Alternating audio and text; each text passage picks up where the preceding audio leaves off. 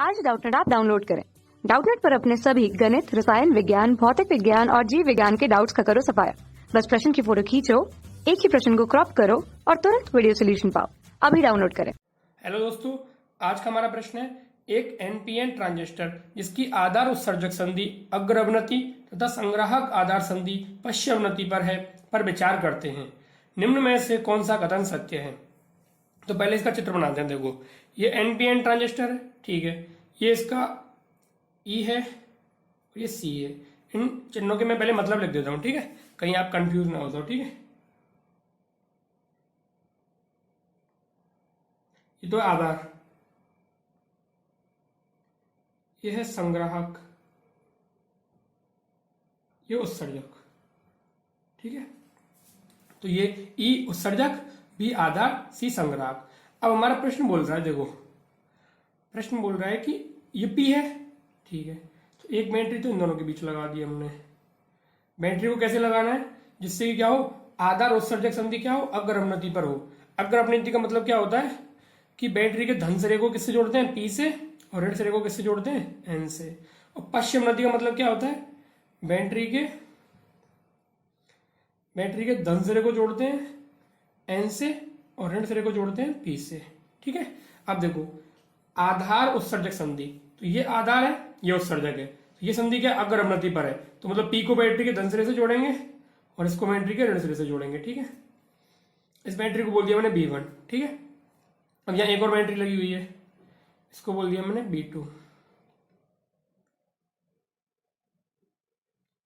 ठीक है।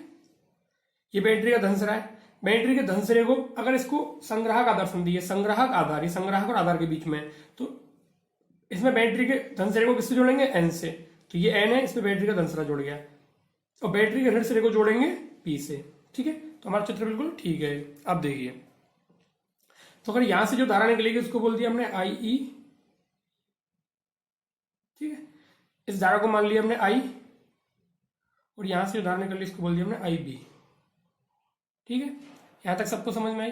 ये बैटरी B1 है, ये बैटरी B2 है, ठीक है। अब हुआ क्या, पहला ऑप्शन कह रहा है इलेक्ट्रॉन सीधे उत्सर्जक से संग्राहक पर पहुंचते हैं। तो देखो, ये बैटरी बड़ी है, ये छोटी बैटरी है, तो इस बैटरी का ओवरऑल इफेक्ट क्या होगा, ज्यादा होगा, ठीक है। तो इलेक्ट्रॉन सीधे उत्सर्जक से संग्राहक पर पहुंचते हैं, तो उत्सर्जक से संग्राहक पर पहुंचते हैं।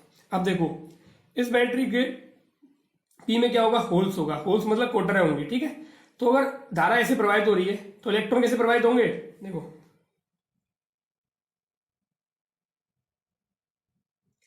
के प्रवाह की दर, प्रवाह की दिशा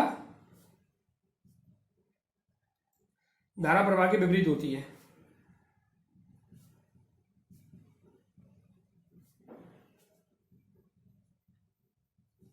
ठीक है।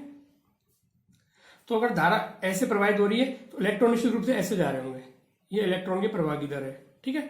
तो इलेक्ट्रॉन कैसे जा रहे हैं, ये क्या ई मतलब उत्सर्जक, उत्सर्जक से सी की तरफ जा रहे हैं, संग्राहक की तरफ जा रहे हैं। तो इलेक्ट्रॉन की प्रवाह की दिशा कौन सी है, ये। इधर देखो, अगर इलेक्ट्रॉन से उत्सर्जक की तरफ जा रहे हैं ये, तो ये पहला ऑप्शन क्या हो गया हमारा, सही हो गया, ठीक है। तो ये हमारे जो भी इलेक्ट्रॉन है वो सीधे उत्सर्जक मतलब ई से सी की तरफ जा रहे हैं। क्यों, क्योंकि धारा प्रवाह की दिशा ऐसे है, धारा प्रवाह की दिशा ऐसे है, तो इलेक्ट्रॉन की प्रवाह की दिशा क्या होगी, ऐसे होगी, क्योंकि हमें पता है कि धारा प्रवाह की दिशा और इलेक्ट्रॉन की दिशा क्या होती है, विपरीत होती है, ठीक है।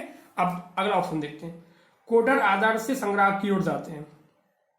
कोटर आधार से संग्राहक की ओर जाते हैं। कोटर मतलब ये पी, ठीक है। पी में देखो, पी में ये कह रहा है आधार से संग्राहक की तरफ जाते हैं। संग्राहक क्या, सी, तो पी से सी की तरफ जाते हैं, ये बोल रहा है हमारा प्रश्न। देखो, पी से सी की तरफ मतलब ऐसे जाते हैं, ठीक है। जबकि हमें पता है कि जो कोटर होते हैं उन्हें धनावेश की तरह मानते हैं। तो अगर धारा ऐसे प्रवाहित हो रही है तो कोटर भी तो ऐसे ही जाएंगे ना।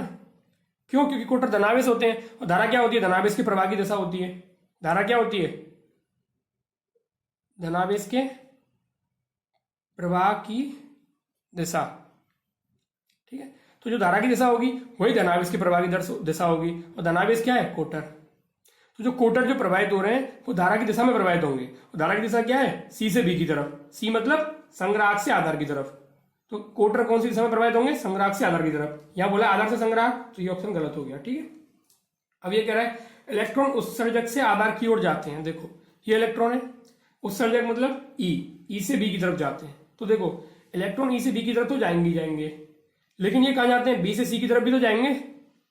भाई इलेक्ट्रॉन अगर ई से बी की तरफ जा रहे हैं, ये रहे, हमने निकाल ही लिया कि धारा की दिशा कौन सी होती है, ठीक है। तो इलेक्ट्रॉन ई से बी की तरफ जाएंगे, सही बात है। बी से सी की तरफ जाएंगे।